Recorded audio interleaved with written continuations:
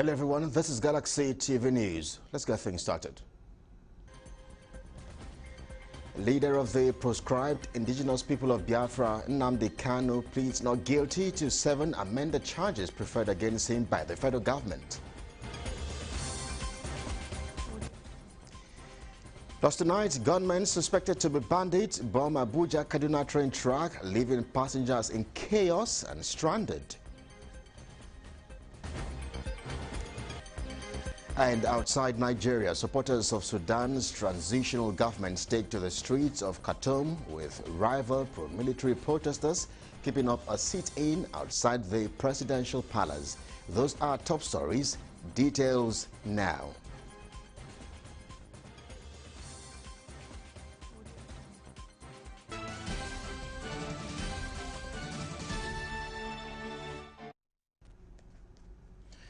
And now, wherever you're watching from around the world, we are live from our headquarters here in Lagos, Nigeria. I am Kelly Egiga.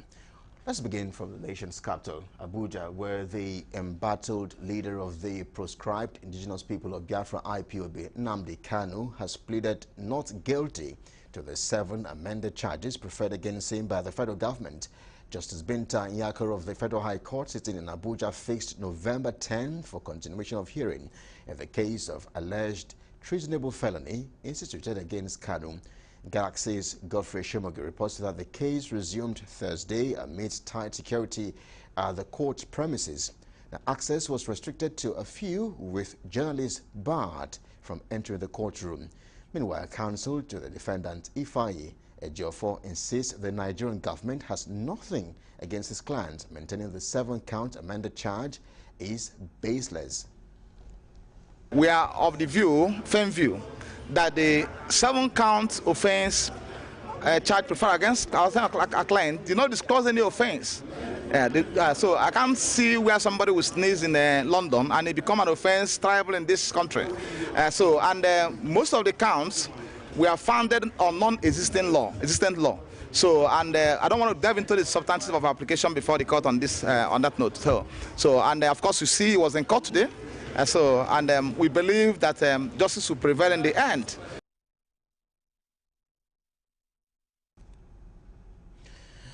Let's stay with court matters for a moment and back here in Lagos, as embattled Nollywood actor Olarewaju Omienka, popularly known as Baba Ijesha, who has been entangled in a case of child molestation since April 2021, appeared before the Lagos State Special Offences Court in Ikeja Thursday over alleged sexual molestation.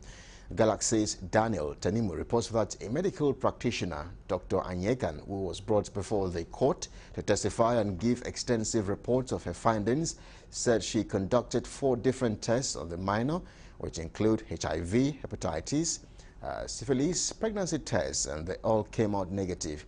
However, her private part was ruptured by the key he inserted. The counsel to the defendant, Kayode Olabiro, urged the judge to have a second thought on the medical reports presented before the court, adding that the incident happened 7 years ago and there is no way the reports are true. Upon facts and documents attached which was served to the court, the judge adjourned the case to November 5 and 12 for continuation of hearing.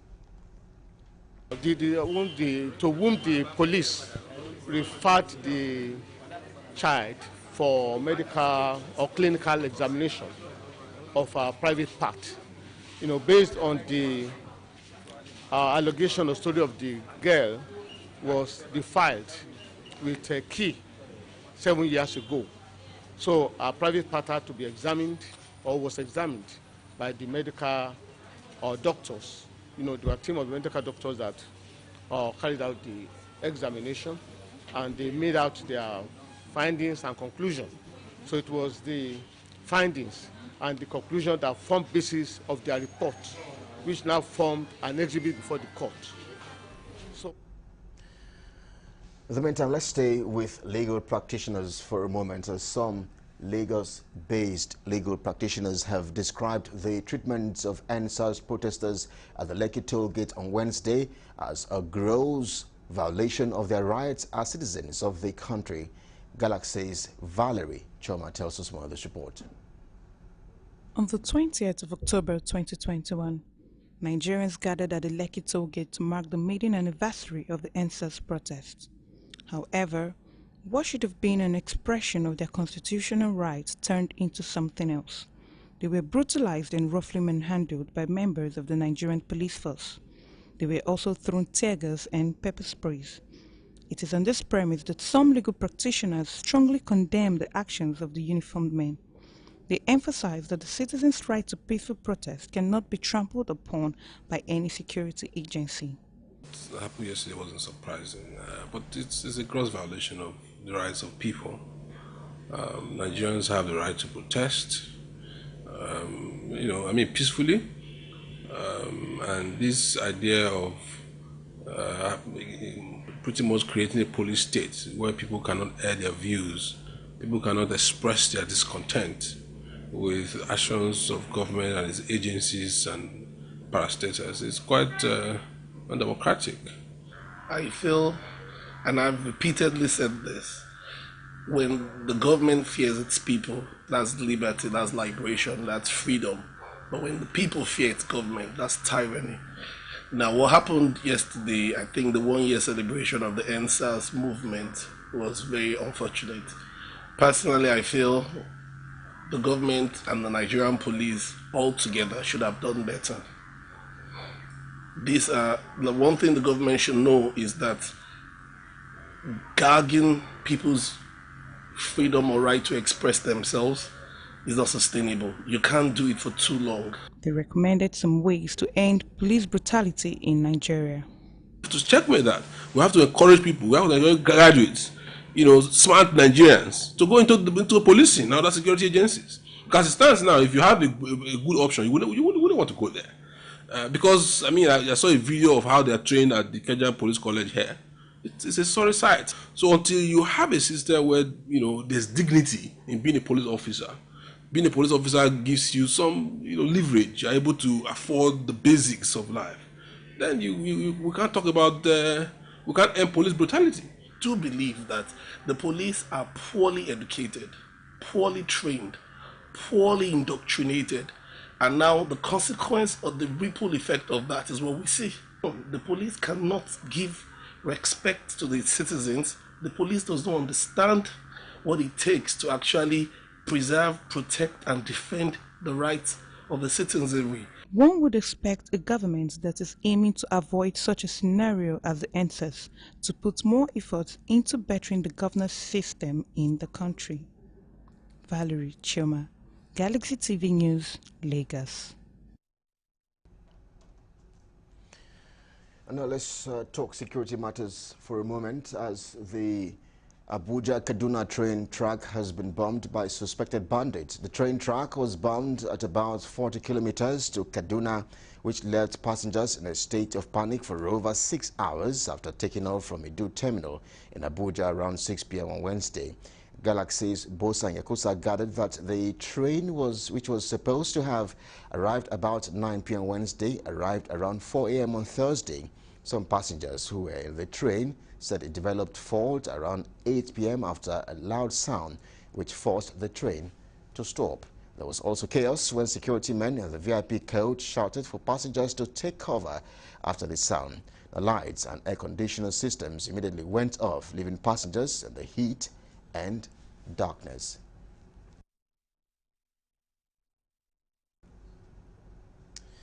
You're watching the news on Galaxy TV. Let's take a break. We'll be back in just a moment with more stories. Please stay with us.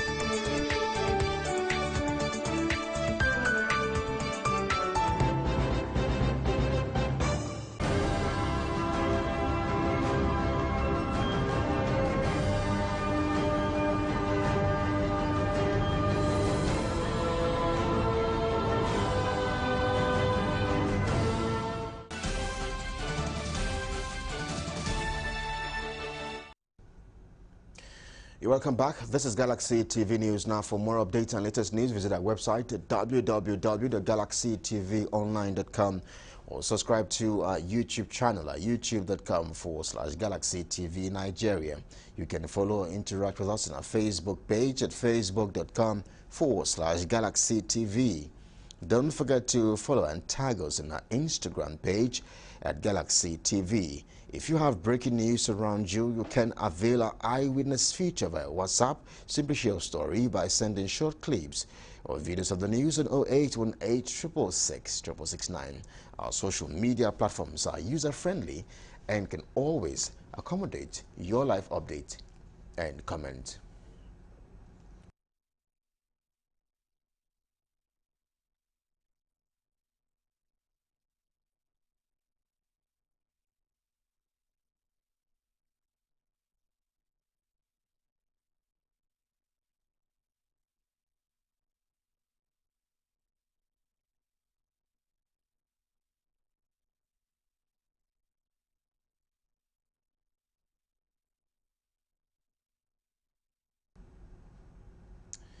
And now let's take you to Bayelsa State, where Governor Doye Diri has presented a 2022 appropriation bill of 310.7 billion naira, Christian budget of sustainable growth, to the Bayelsa State House of Assembly.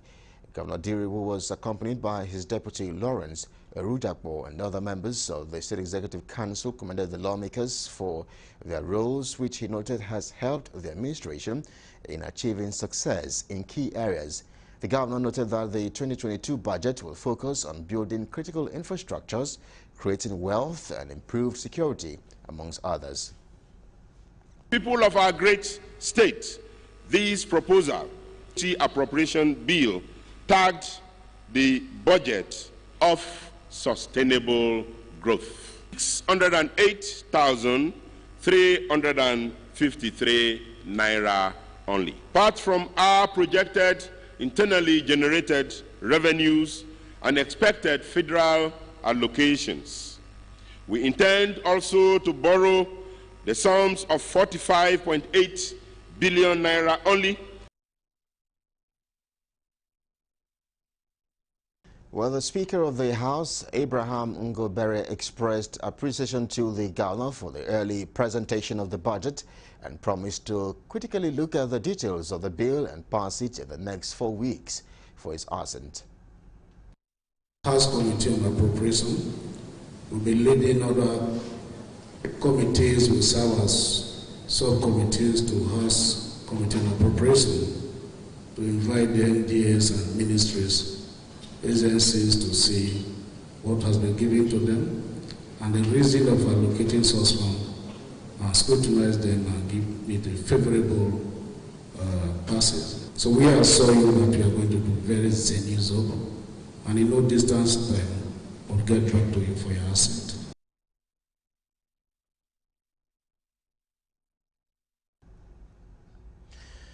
And away from the Niger Delta region. Now, traders at the popular Sabo Akiribo market in Shagamu, Ogun State on Thursday protested shortage of shops following reconstruction of the market gutted by fire. The market was razed on January 28, 2020, leaving properties worth millions of naira destroyed. The traders, mostly women, said over 3,000 open stores and lock-up shops were destroyed by the inferno.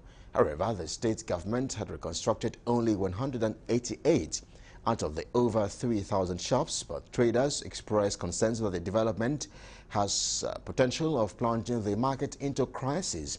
The market women stormed the Shagamu streets on Thursday in protest against what they called shortage of shops and irregularities in the reconstruction.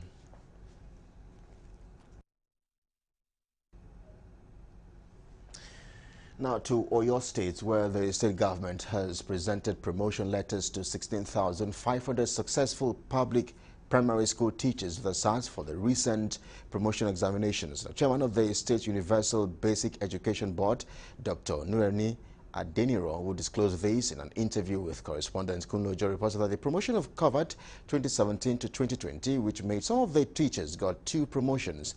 Dr. Adeniro charged the promoted teachers to double their efforts and put in their best to ensure that teaching of pupils is handled with full seriousness and commitment. There were 16,549 public primary school teachers in Oyo State, and some of them got promotion, 2 letters of promotion, because the promotion was meant to be between 2017 and 2020, and some people were due within those periods for 2 different promotions, which they got, and were able to do this. We thank Almighty God for the life of the governor of Oyo State, Engineer Seyi Makinde, who decided to reward the work of the civil servants in Oyo State who are due for promotions many years back. On the shortage of teachers at the primary school level, Dr. Adeniro disclosed that the process for recruitment of more primary school teachers was already on, saying it will come into limelight very soon. So, and at the public primary school sector, where we have 2,470 public primary schools, we have 16,549, and out of these 16,549, about 2,000 of them are not even working in the public primary schools. They are seconded to secondary school.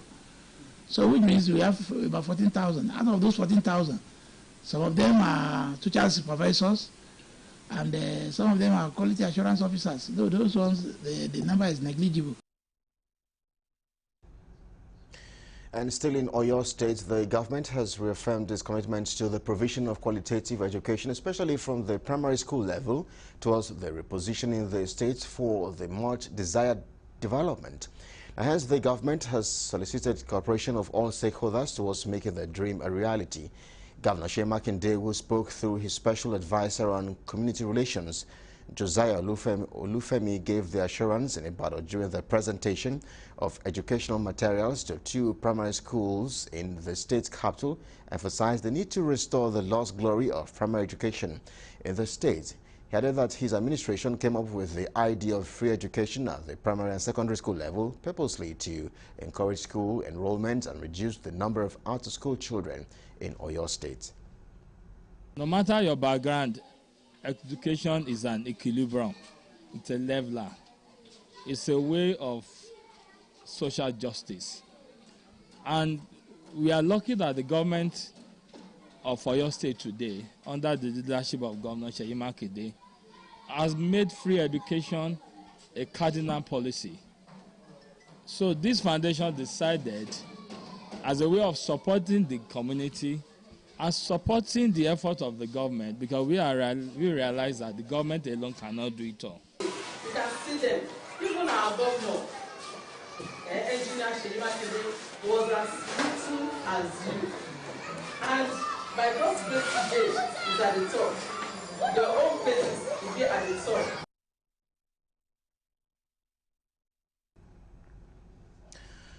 Meanwhile, in Delta State, Commissioner for Science and Technology, Jennifer Omar Adelsen, says the ministry is poised towards preparing youths in the state for the future through information and communication technology, ICT. She made the disclosure when she played host to hundreds of community youths from the Delta community of Ewu held in Uheli South local government area of the state. The commissioner stressed that the Science and Technology Ministry is coming out with a blueprint that will ensure the training of 50 youths on ICT annually in preparation for future innovations. Already putting things in place to training our youth. We can see everywhere with youth. The youth are our future. I'm a youth also, but I know that if we train them on ICT, where the world is driving to now, I think we'll grow further. Because come to think of it, if we can successfully train 50 youths in this state annually, oh no, we can imagine what will become of the state in 10 to 20 years' time. Where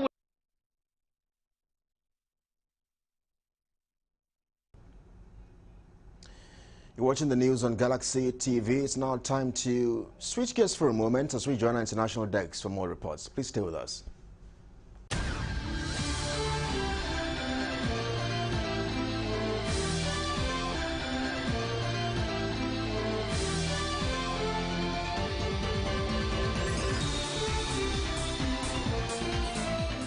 This is news from the international scene.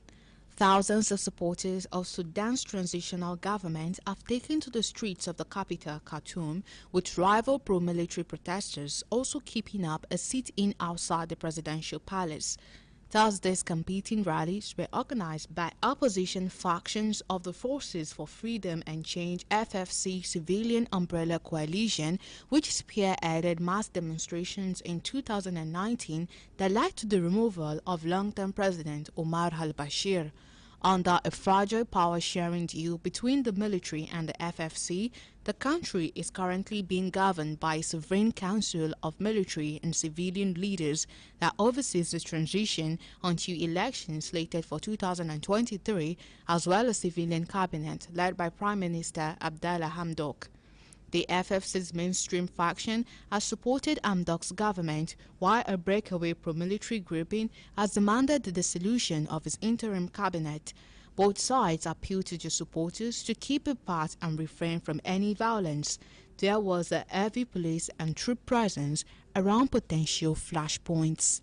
Moving on to Libya, Libya's fragile unity government is hosting senior foreign officials to drum up support on spiky transitional issues as the war-torn country gears up for a landmark election.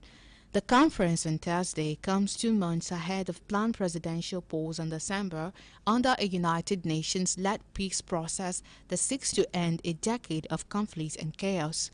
Speaking at the Libya Stabilization Conference in Tripoli, Libyan's Prime Minister Abdulhamid Deiba said it was possible to end the lengthy crisis that has engulfed the country since the NATO-backed uprising that toppled Muammar Gaddafi in 2011. The election has been viewed as a key step in efforts to end a decade of violence by creating a new political leadership whose legitimacy is widely accepted. Among the conference attendees, United Nations Under-Secretary General for Political Affairs Rosemary DiCarlo and Libya's envoy Jan Kubis were expected. French Foreign Minister Jean-Yves Le Drian said on Wednesday he would also be there, and officials from regional powers including Italy, Turkey, Saudi Arabia and Egypt are also expected, according to the Libyan state news agency.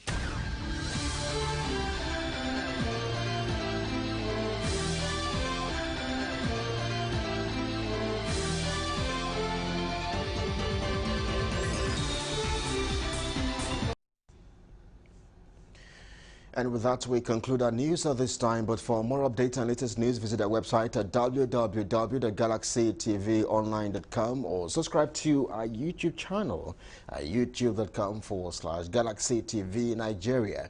You can follow or interact with us on our Facebook page at facebook.com/Galaxy TV. Don't forget to follow and tag us on our Instagram page at Galaxy TV. If you have breaking news around you, you can avail our eyewitness feature via WhatsApp. Simply share a story by sending short clips or videos of the news on 0818 666 669. Our social media platforms are user-friendly and can always accommodate your live updates and comment. And that's your Galaxy TV News at this time. On behalf of the production team and everyone here, thank you so much for your company. We urge you to please keep safe. I am Kelly Egega. We urge you to keep it here on Galaxy TV as our primetime news will be back at 9 p.m. Good evening.